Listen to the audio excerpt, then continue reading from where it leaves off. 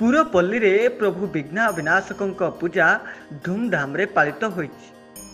नयगढ़ जिला भापुर ब्लॉक पुरपल्ली रे प्रभु विघ्न विनाशक तथा गजानन पूजा शनिवार दिन बेस धूमधाम रे पालित होइछि।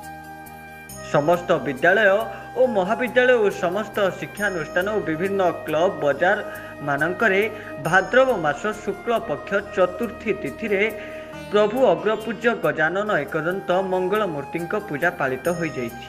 एही अवसर में भापुर ब्लॉक सदर महकुमा स्थित सरस्वती शिशु विद्या मंदिर, अरविंद पूर्णांग शिक्षा केन्द्र, उच्च प्राथमिक विद्यालय, बालुकेश्वर देव दिव्यापीठ, आंचलिक उच्च माध्यमिक विद्यालय, गणेश पूजा क्लब आदि विभिन्न स्थान में गणेश पूजा बेस धूमधाम रे पालित हो जाइछि।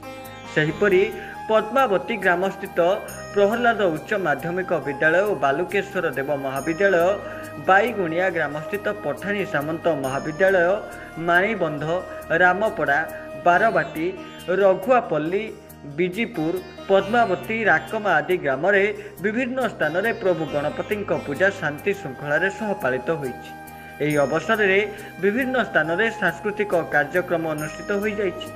स्थानीय विधायक इंजीनियर दुष्मंत कुमार साई, सांसद जिला प्रतिनिधि गयाधर परिड़ा विभिन्न पूजा मंडप रे उपस्थित रही प्रभु अग्रपूज्य आशीर्वाद भिक्षा करने सह श्रद्धालु मानक उत्साहित कराइथिले।